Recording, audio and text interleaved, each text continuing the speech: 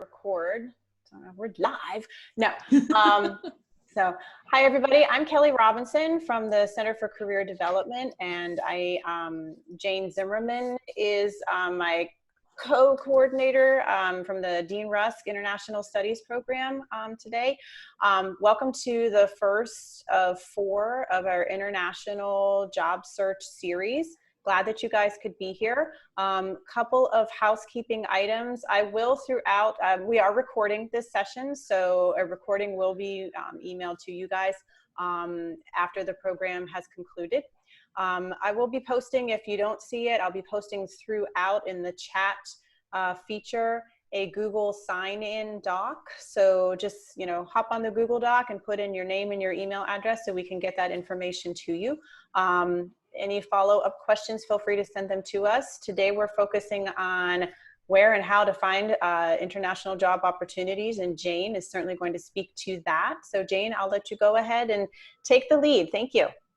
Terrific. Well, I want to thank everybody who's signing on here. Quite a few familiar names, and if we haven't had a chance to meet yet, please know that I work throughout the year like Kelly, and I am always just an email or a phone call away. So I'm always happy to talk with students. It's really fun. I get paid to do what I love. And I am happy to say I've been able to do that now for over 35 years. And there's a lot to be said that when you're doing something you love, it doesn't necessarily feel like work. So I am going to go ahead and share my screen now. And dun, da, da, da, here we go. So to give you a little bit of background, Kelly and I are kind of,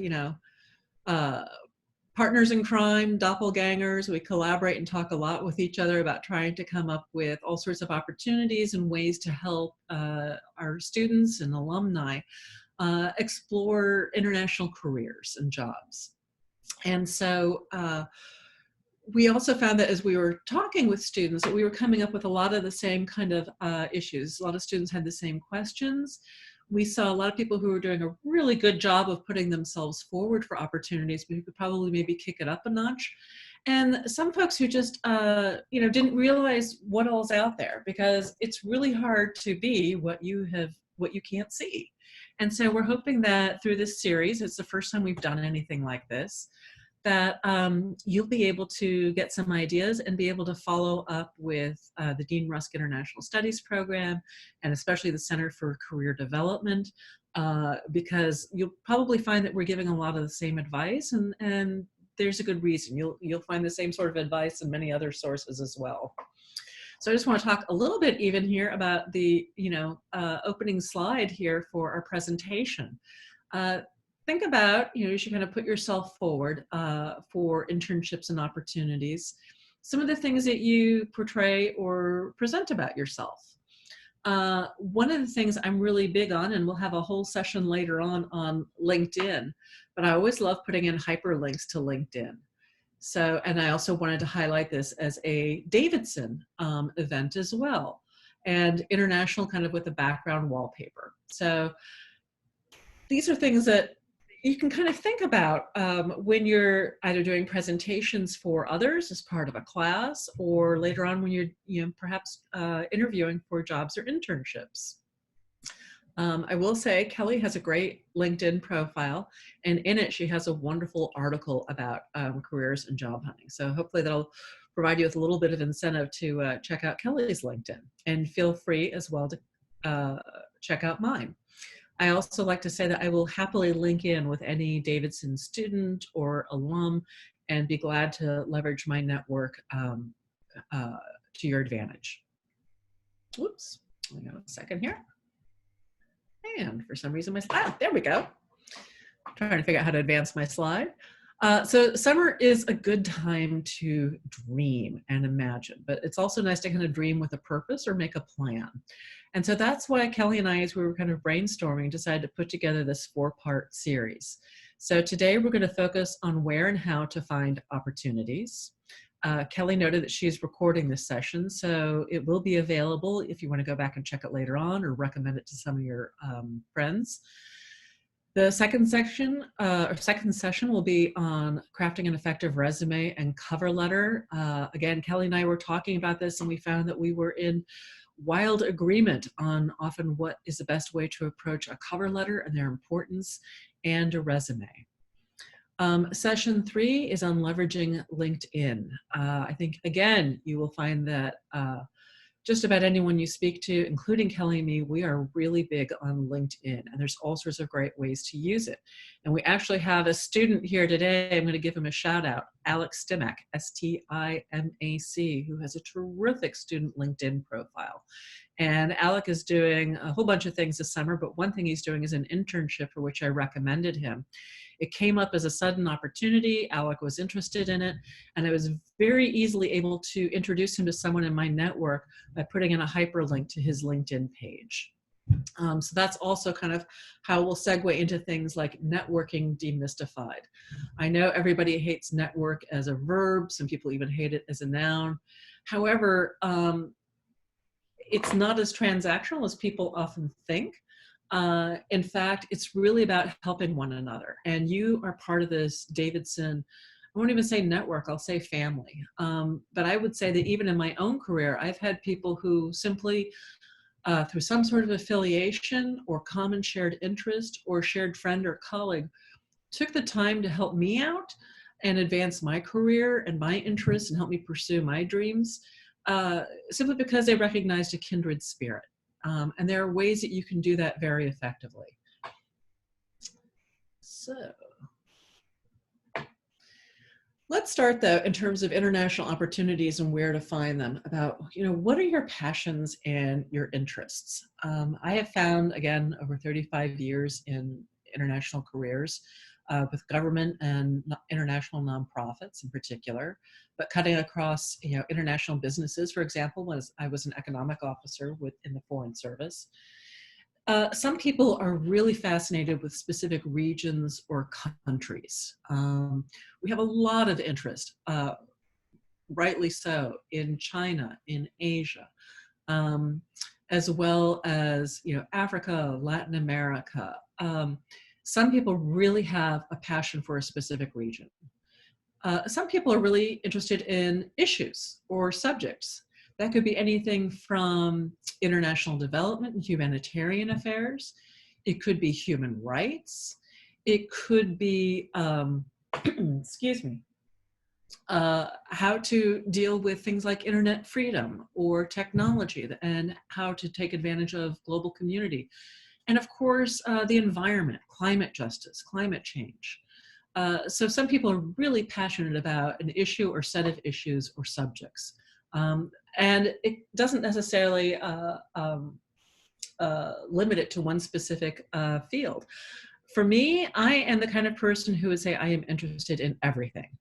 And as a result, I really found myself end up becoming a generalist and having a wonderful and fulfilling career by kind of knowing a lot about a little, as opposed to a little about a lot. The world needs both kinds of people. And then there are probably a lot of you who might say, what's my passion, my interest? I really have no idea. I don't know. And that is totally okay. That's part of why you're at a liberal arts college and getting a liberal arts education. It's a chance to explore. And you are definitely in that age and opportunity where you should be trying to explore and learn as much as you can. You never know when you're going to stumble across a new interest or something you never knew or heard about before that may suddenly push your life in a whole new direction. In fact, one of my best friends in the Foreign Service, who's also gone into a career in higher education, she found her passion and purpose when they set up the Dean Rusk International Studies program at Davidson back in 1985.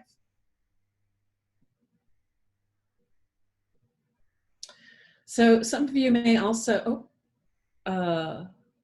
oops, I think I went a little too far. There we go. Yeah, I accidentally skipped a slide.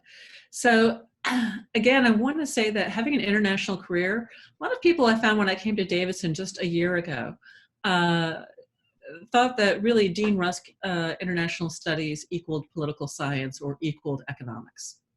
And there's definitely a wide range of opportunities for people who are interested in political science and economics, two of the most popular majors at Davidson. along with biology and psychology. I believe those are the top 4 majors. But Davidson, as you know, offers 74 majors, minors, and interdisciplinary programs, and any and all of them can lead to an international career. And I'm really happy to talk with you, like during the Q&A or later on, how you can connect some of your interests to an international career. Sometimes it happens on purpose, sometimes it happens by accident. Another question I think we're all having as we consider, the weeks and months ahead is, can you still pursue an international education? And can you still pursue international job or volunteer internship opportunities amid a global pandemic? And the answer is yes. Excuse me. We know that this summer, the pandemic derailed many opportunities for international travel, but not necessarily for international experiences or careers. We found that, again, given the short notice, a lot of students did have to cancel their plans for international travel this summer. But the Office of Education Abroad and professors like Rebecca Jubin, who helps manage the CASID program for Arabic, and Hispanic Studies Department, which had the CADIS program for Spanish language, were able to come up with remote opportunities for language learners. But that wasn't by any means the whole extent. We found that some students were able to adapt their proposals to a remote international experience. And we also found that some of the donors who have endowed scholarships for those purposes were very willing to be flexible given the current situation. Same thing with Davidson's International Education Committee, which has to approve Dean Rusk travel grants, or probably what we will now kind of think of as international experience grants. And also we found that, for instance, the Pulitzer Center was able to work with a student who had a proposal for a Pulitzer Fellowship to do her fellowship remotely, looking at radio stations and online media that broadcast to Mexico and Central America in indigenous languages. So this is what we were able to do with no advanced planning and just kind of spinning on a dime and trying to scramble like crazy.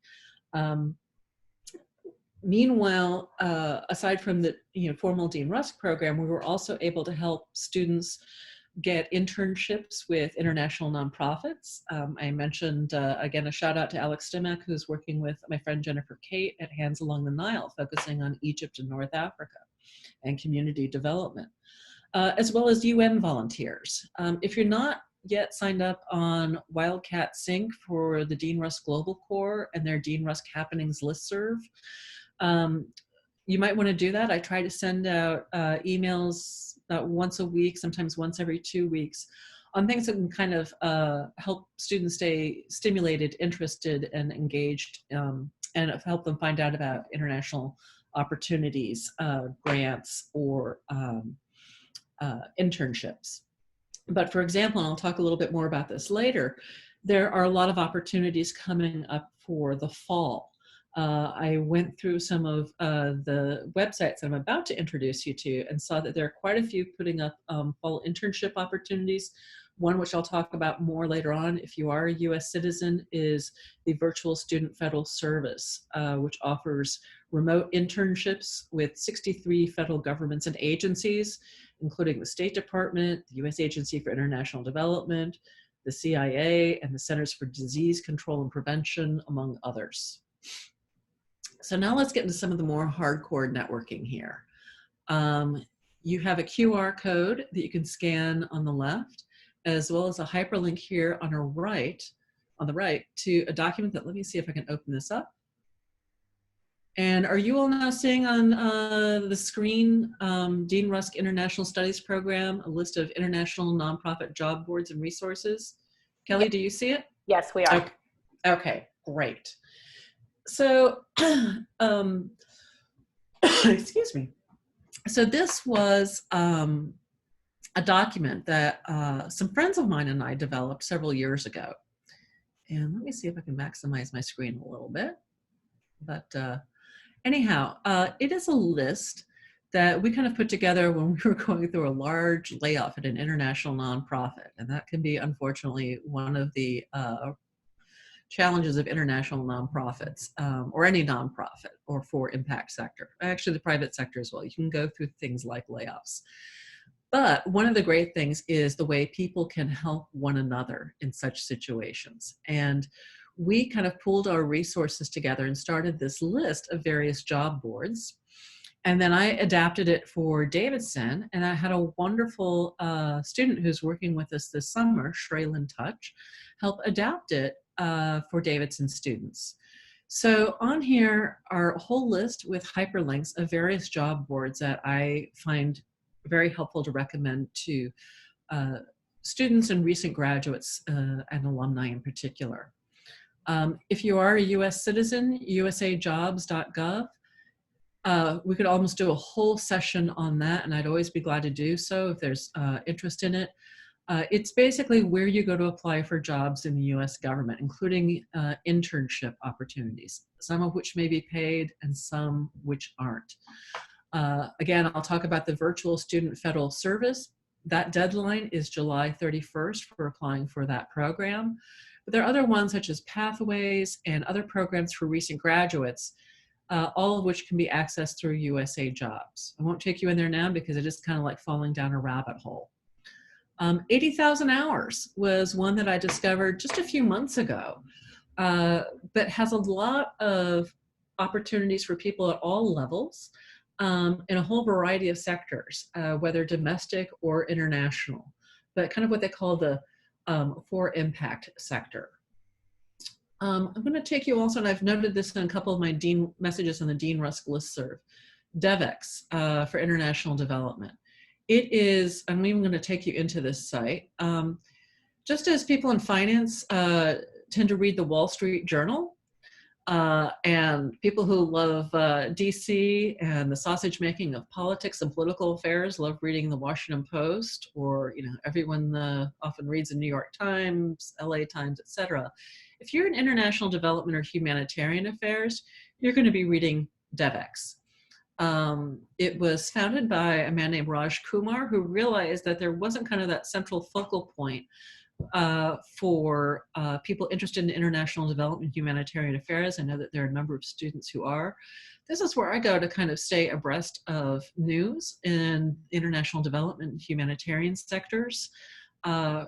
Really interesting things like here you can see that there's a legislative update on the House of Representatives boosting foreign aid funding, including $10 billion for COVID-19 response.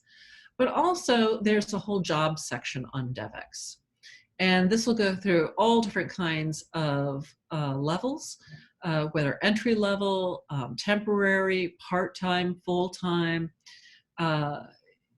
I have not put on any filter here, but you'll see some, for instance, Human Rights Watch is looking for one at the director level. That's usually someone who's got, maybe 10 to 15, even more years in experience, but looking at physical security.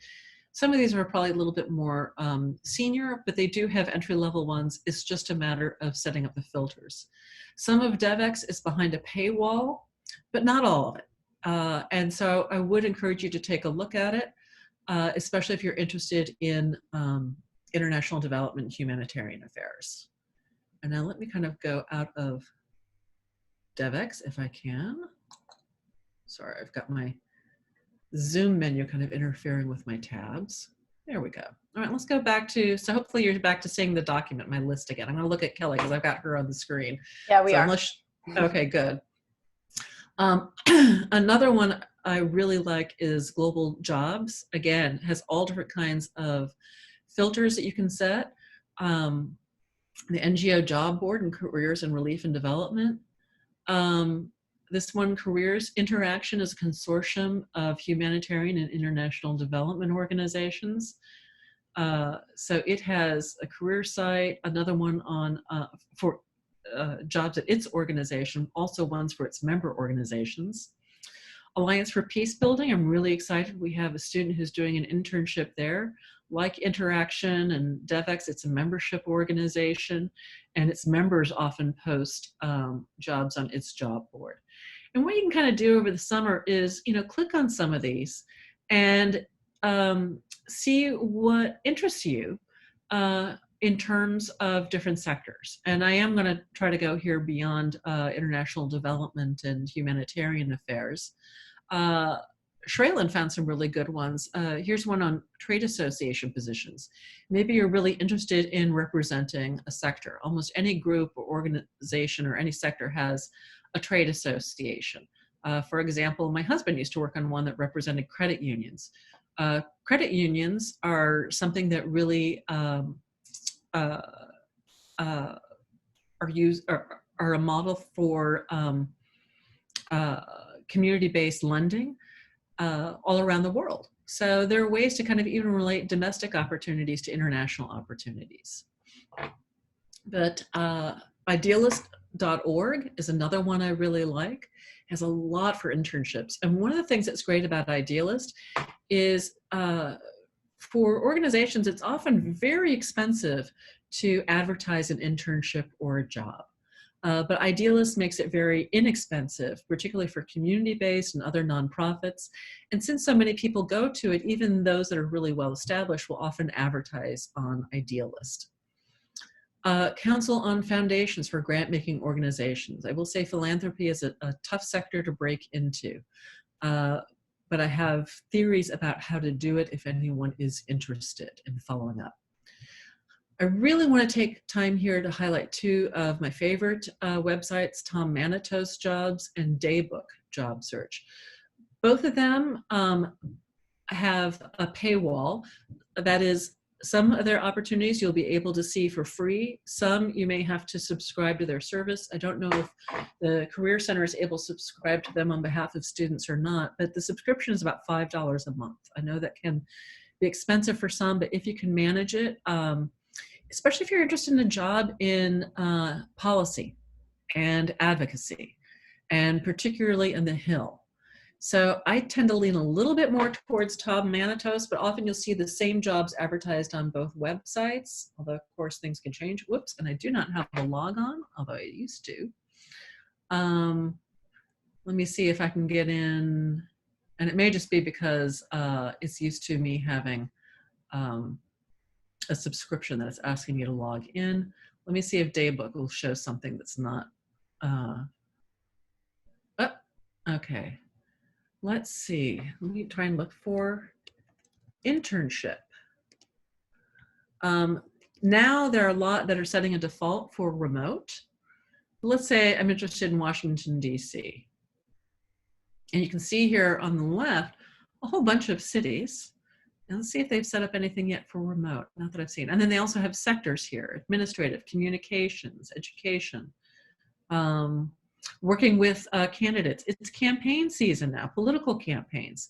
I should say that Manitos and Daybook are where you want to go, regardless of your political interests or affiliation. Everybody, a lot of the campaigns are advertising here. I'll also say that Manitos, I know during the 2018 elections, did some really interesting outreach in terms of helping people learn how to break into political campaigns and jobs on the Hill. So you can see here that some of these jobs are blocked unless you have a subscription. But here's one, Congressional Intern, that is new. And it was just posted today, July 7th. And it's on the Democratic side of the House Committee on Oversight and Reform and a subcommittee on government operations. So they're looking for a full-time internship for fall 2020. Full-time internship may not be suitable for you if you're a full-time student at Davidson, but if you're a recent alum, because I know we have a few folks who are interested in those opportunities as well who've graduated in a really tough job market, this may be a great way to get a foot in the door. I will say that when you are looking at many policy jobs at the entry level, it's often starting out with an internship and then kind of getting that foot in the door. It's often kind of like a tryout session, a rehearsal. And thanks to the Center for Career Development, they are often able, not always, but are often able to help with students who can't afford an unpaid internship. That was certainly my situation when I graduated college. Unfortunately, I didn't have the kind of opportunities that Davidson now offers to be able to help. You can also see that there is, so this is a good example of one that's on the Democratic side on a committee. But here's one in a member's office in Senate Majority Leader Mitch McConnell's office. He's paying $330 a week. And that's also a paid internship. There are a few part-time internships in the senator's state offices in Louisville, Lexington, and elsewhere in Kentucky. Keep in mind, although it's always an advantage to look for an opportunity with a member of your own congressional delegation, that is your own state senator or a member of the House of Representatives, it's not required at all. And I think more and more of these internships are going to be remote. But that gives you a little bit of idea about what was on Daybook and Manitos. You'll also see things for nonprofits, trade associations there, but if you're really into the policy area, that is a great place to go. Relief Web here, again, I know I'm going to keep noting some of the things for international development and relief, but again, it has a really good job board. We have a lot of international students or international alumni who are looking for positions throughout the world. Again, aside from Devex, ReliefNet offers a lot of opportunities in countries around the world. To what extent will some of these be remote, given the pandemic? Hard to know. But if you see something here that's really interesting to you and seems to be at the appropriate level, you can kind of click and explore a little bit. And let me just say that with any of these job boards, it's going to take a while for you to set up the filters to get the kind of careers that you're really interested in. Public affairs. Yes, those of you who have strong writing skills and communication skills, there's really a need now for messaging, never more so than in the day and age of a pandemic. In terms of how are you going to be getting out your message to people? How do we communicate? Are your Zoom and PowerPoint skills better than mine? I hope so. If not, you need to work, you can work on that over the summer as well. But this gives you an idea as well about where people are kind of looking for people in communications, marketing, public affairs. You'll also see some for senior positions here, like a vice president of legislative and political strategy. It's good for people who have maybe 10 plus years of related experience in policy and advocacy and learning the legislative ropes. Take advantage of this to think about of this time to think about, what do you want to be doing 10 years from now? Does a job like that sound really cool to you, kind of shepherding legislation through Congress or a policy agenda? The Aspen Institute, this is an organization I love, and they have all sorts of great fellowships as well. Aspen Institute is an organization I would check out, and that's one I probably should include on this list. But this is a good time this summer, especially if you don't have a jillion things going on right now, or you're kind of feeling a little bit dismayed about the future, to just poke around and click on some of these websites. I am a big fan of this organization right here, the Public Leadership Education Network. I have volunteered for them since about 2014. It is focused on women and women only, but undergraduate female students. And it prepares basically women to lead. They have a whole series of seminars, women in science and health innovation, women in law and legal advocacy. I have done a lot of guest speaking with them, particularly women in global policy, which has been virtual. And through that, I met a really fantastic woman who was also serving on the panel, Ambassador Bonnie Jenkins, who has an organization, Women of Color Advancing Peace and Security. Free membership, incredible network. Keep that in mind when we go to our next session on networking. And sorry, I should probably be monitoring my time more carefully so I don't hog up all the time for question and answer.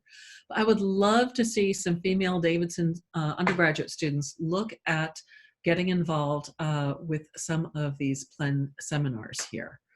Let me also just say that a lot of organizations that are focused on women welcome male allies, including interns and staff members.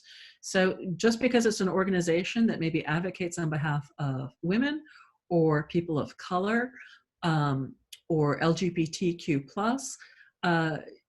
you may directly affiliate with an organization like that, but even if you are an ally, there are still opportunities for you. Like I said, Shrail in Touch is working with us this summer, found a great organization called Pay Your Intern, which has a lot of great internship opportunities. And let me just say that this list is, you know, a living list. If you have great websites that you've learned about, you know, please share, because I'd love to add them to this list. You may often feel like you're in competition with your fellow students. Really, you have a lot more to gain from collaboration than competition. And I'm also happy to talk about that as well. There's Indeed Worldwide. And then online volunteering. We had a number of students who did volunteering through UN Volunteers. And then World Affairs Council of Charlotte, based right here in the Charlotte area. And I'll tell you right now, I'm up in my home in Arlington, Virginia, and probably won't be returning to Charlotte anytime soon. I've been very active with the World Affairs Council of Charlotte. They're working remotely. They've put on great events this summer. They've recorded them. Wherever you are, whether it's Charlotte or me, at least I'm here in the DC area, which is very international, but I don't care where you are in the United States or where you are in the world, keeping in mind our international students. There is a way for you to engage both locally and globally. So with that, let me just kind of go back to the PowerPoint again. Here again is the link and the QR code.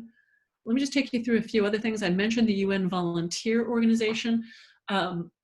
They're doing a lot with remote internships. There were about 110 at the beginning of the summer. There are a few that are still open now, and they are gearing up for the fall, as are many other websites focusing on internships and volunteer opportunities. And again, it's open to anybody regardless of your nationality or citizenship. For those of you who are US citizens, Virtual Student Federal Service, like I said, 63 different agencies. Some are paid, some are not paid. But you can find out a lot here. The deadline for applying is July 31st for fall internships. Now, I will kind of go out on a limb here and tell you that there's currently a proposal pending to do for pass-fail credit this fall. What would be Explore, XPL 199, where students could get academic credit on a pass-fail basis for substantive internship opportunities. That is still something that is pending with Educational Policy Committee, so stay tuned about that. But apply now, because these are also a great way to get a foot in the door, discover what you like, what you don't like. If environmental issues are your passion, I mean, Fish and Wildlife Service, there's all sorts of opportunities here to get involved both domestically and internationally. As I said, I'm a big fan of idealist.org. It's a great place to kind of start. And, you know, like I said, look at things at different levels, not just at internship or entry level. Think about some things like, wow, that sounds like a really cool job or career path. I wonder how I could kind of get started on a career path like that. Pre-COVID, if you had asked me, how can I have an international career? I'm really interested in, you know, exploring all different aspects of international work. I would have said, look at the Peace Corps. Or if you're not a US citizen, I would have said, look at the UN Volunteer Program, which is basically the same sort of thing, but it's, again, it's open to all nationalities. Peace Corps has been, you know, evacuated worldwide as a result of the pandemic, but a lot of them have kind of moved into AmeriCorps.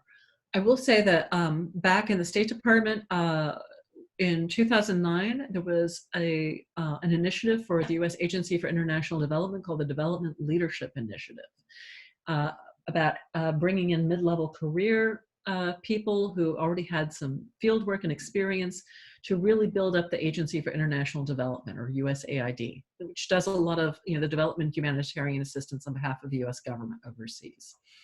We recruited a lot of people from AmeriCorps. Why? Because in addition to Peace Corps, where we also recruited a lot of people, it showed that people had real commitment, cross-cultural skills, cultural competence, including in their own country, in their own communities, and they were really able to kind of meet people where they are and be good listeners and be good partners, which is often about being a facilitator. AmeriCorps is offering remote opportunities, both full-time for those of you who may have recently graduated and are looking for full-time opportunities, as well as part-time and remote. AmeriCorps is also being looked at as one of the key partners for doing contact tracing amid the pandemic. But there are all sorts of ways that you can be involved with your community and diverse communities through AmeriCorps. So there used to be a bumper sticker that was very popular back in the 60s and 70s called "Think Globally, Act Locally." I still think it's good words to live by. There are ways that you can engage internationally in your own community or even from your own laptop. So one of the other great, incredible advantages you have as a Wildcat is the Davidson Alumni Network, or the Davidson College Alumni Network, DCAN. Here is the link to it. There are all sorts of ways here that you can sign up.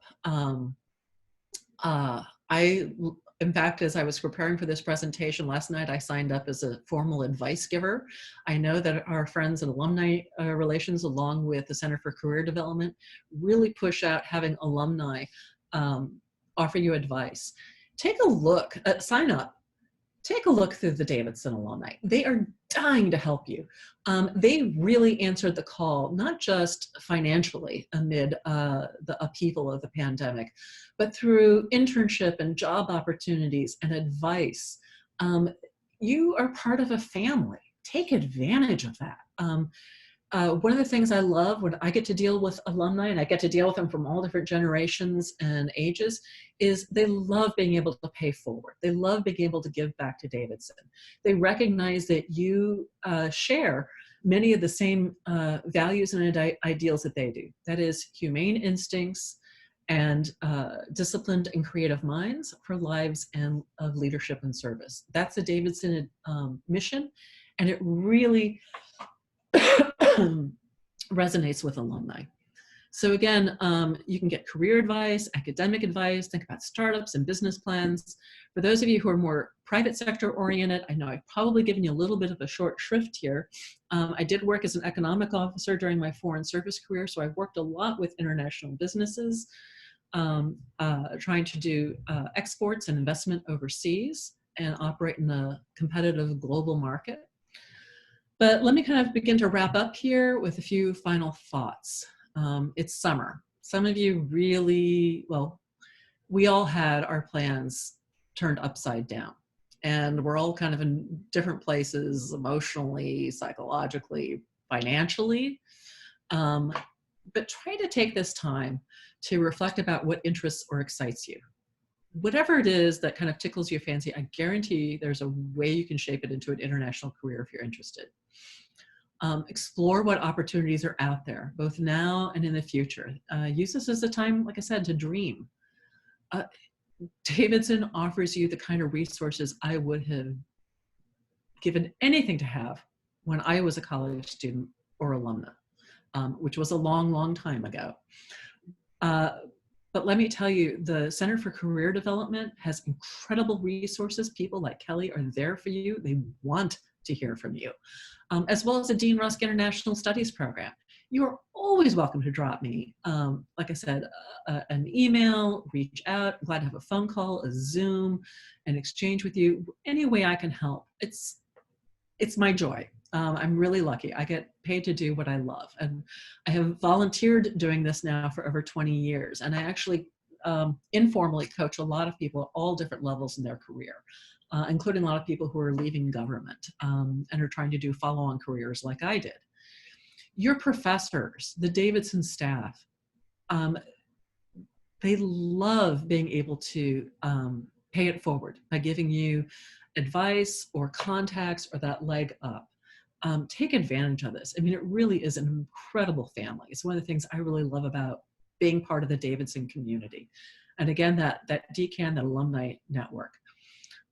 Make a list, make it just kind of a list, develop a plan of opportunities you're interested in pursuing. If you're thinking about the fall, try to reverse engineer the deadlines. Think about when deadlines are due for various opportunities. You know, for Dean Rusk, if you're interested in doing something over winter break, that deadline will be October 15th. Education Abroad is looking at lots of ways to try to offer some kind of remote international experiences. Their deadlines for spring semester, I believe, are October 1st. So take a look at deadlines and kind of set up a way to remind yourself of what those deadlines are, prioritize what you're interested in, and again, kind of reverse engineer. If I have to do a deadline, for instance, for the virtual student federal service, and it's by July 31st, what do I have to do between now and then? One thing is set up a USA Jobs profile, and that is a pain in the patoot, but there are resources to help you do it. In fact, it's amazing to think as many people work for the federal government as they do, considering how difficult USA Jobs is.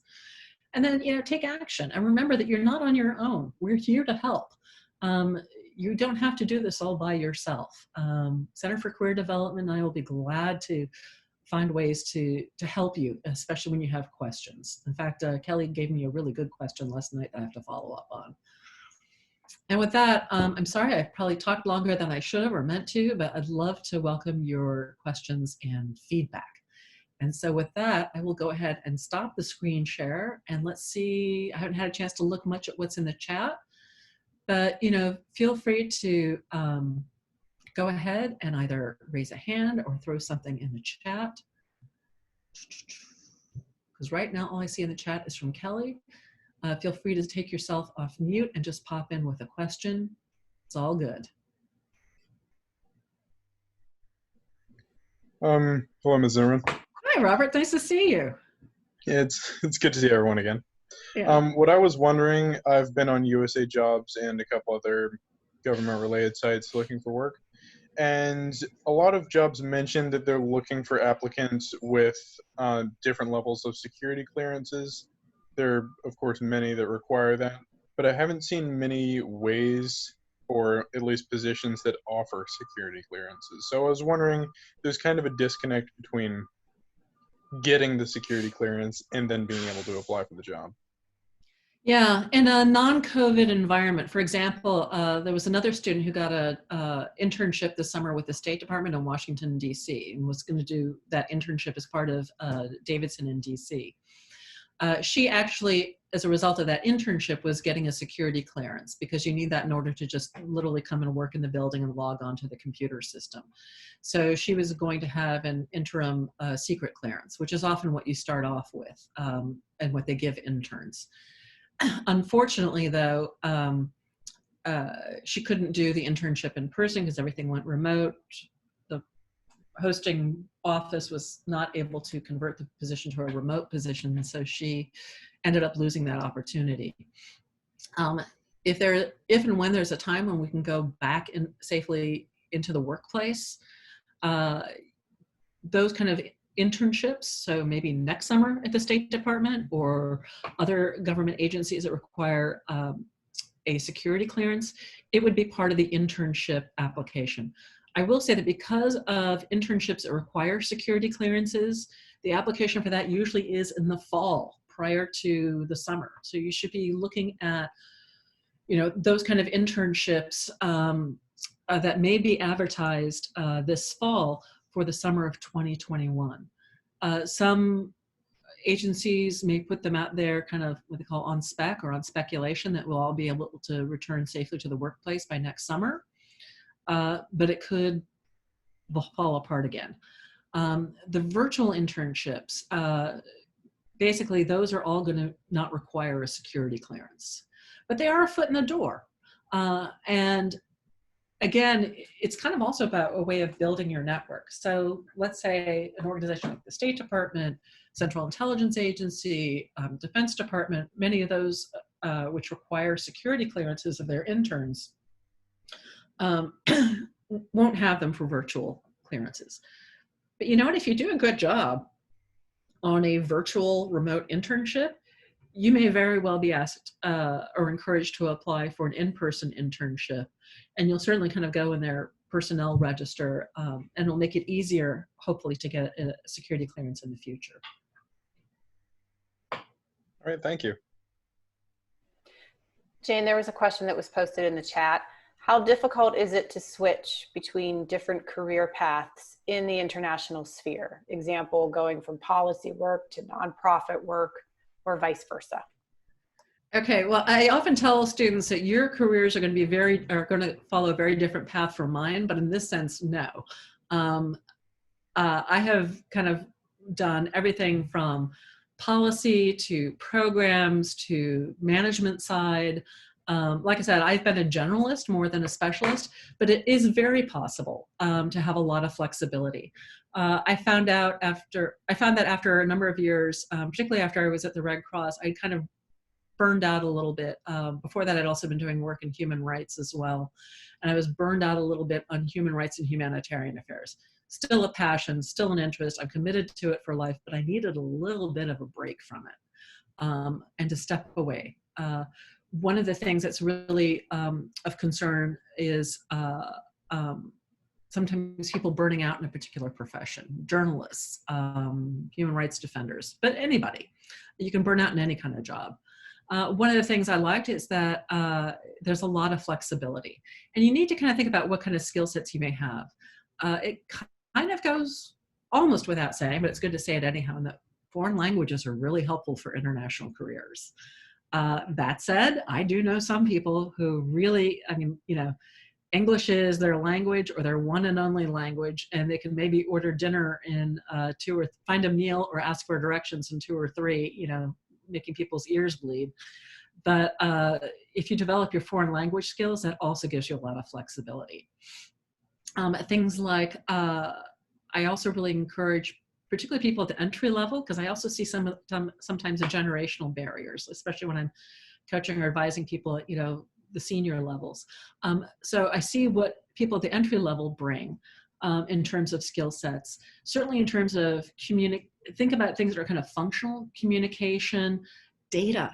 I also tell people there's 2 things you have to be proficient at. You don't have to be good.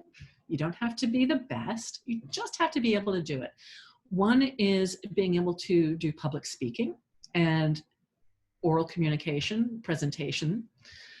The other is data. At least become fluent in Excel. Not even fluent. You don't even have to develop a pivot table, but you do need to know what a pivot table is.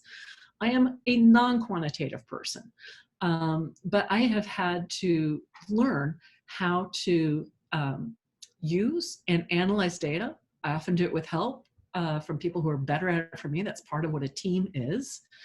But you do need to be conversant with data and communication skills, and that includes often, foreign language skills.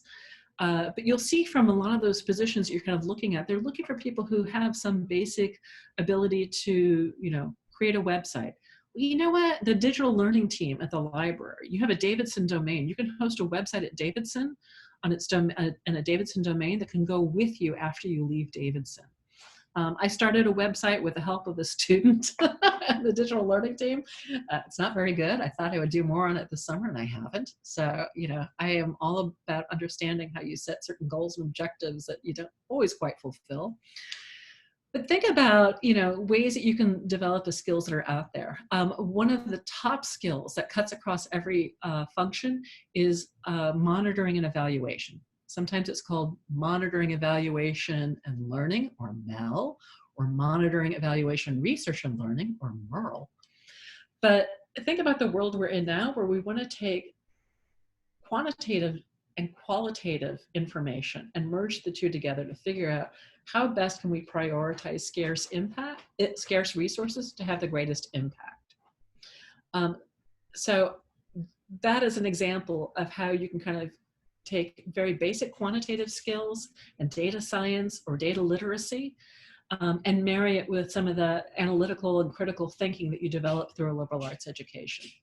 I will tell you this, I am an adamant adamant believer in a liberal arts education, not just for myself, but for the people I've hired. Because it does give you that flexibility, that agility to be able to carry you through an entire career. So in my case, in the Foreign Service, it was as if I had a new job every 1 to 2 years because of the way we rotated through. Economics, I was an economics officer, but I also did political work, management, running an embassy. I learned things about technical issues, communications. And then of course in international nonprofits, I did a lot, focused on humanitarian work at Red Cross, but I was in a senior position where I had to know a lot about HR and finance. Then a learned society, dealing with academia, and now Davidson.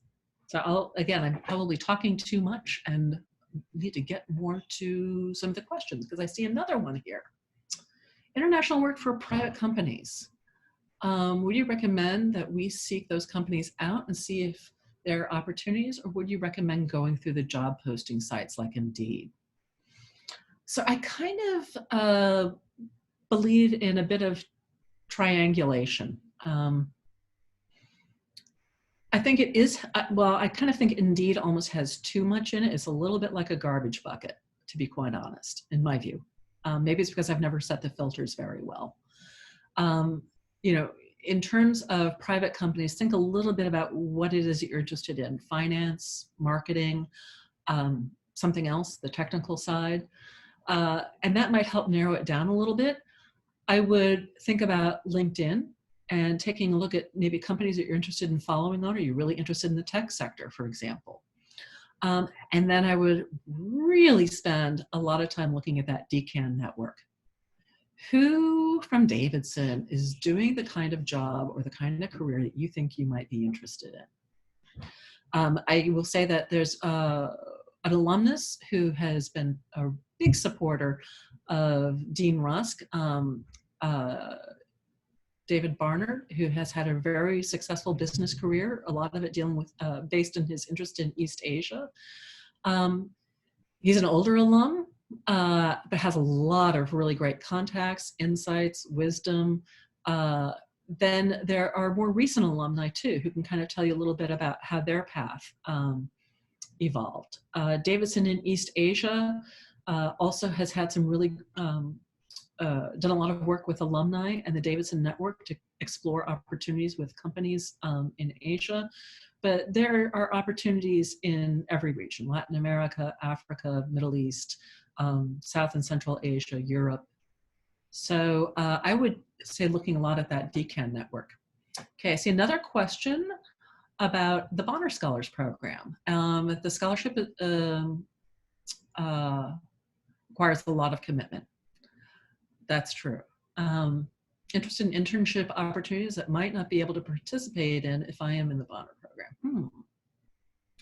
I have to admit, I don't know that much about the requirements of the Bonner program, but I will say this, particularly if you're interested in public sector or nonprofits or international nonprofits, education as well, what you put in for volunteer experience, employers notice it, including even at my level. I think a lot of the volunteer work I did with Plan was something that was helpful when I was applying for this position at Davidson. But I've done a lot of mentoring and volunteering well beyond before I had to get, credit for it. I've always worked full time, but I've also done a lot of volunteer hours.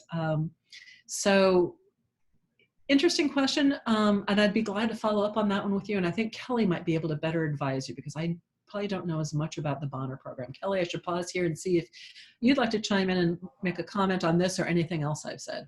Sure. First of all, Shaheen, congratulations on being admitted to the Bonner Scholar Program.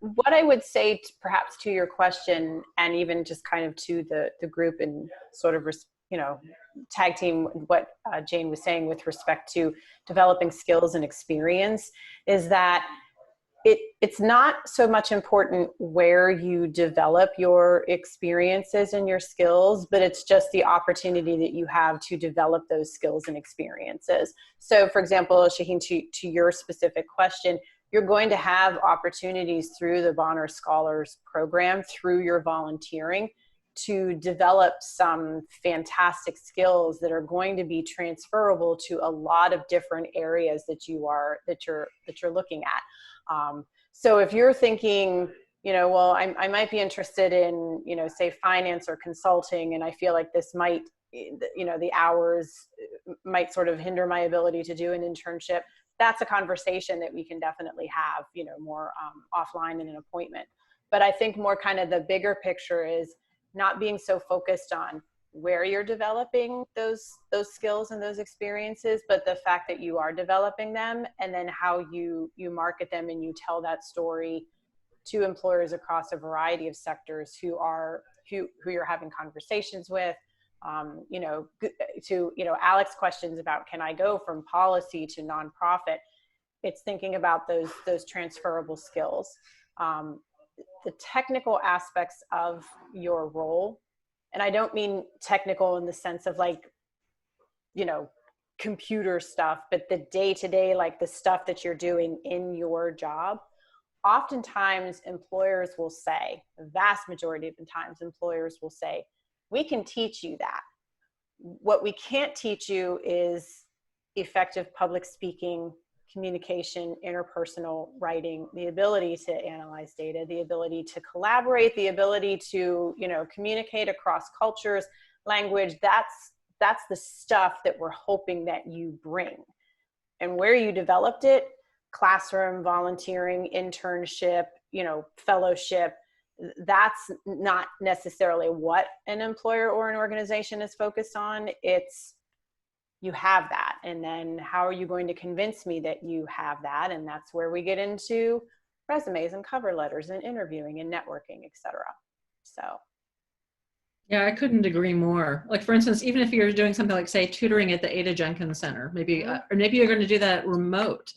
That tells me that you have patience, that you can focus on somebody, that you can convey and teach information. There's kind of a great saying of see one, do one, teach one.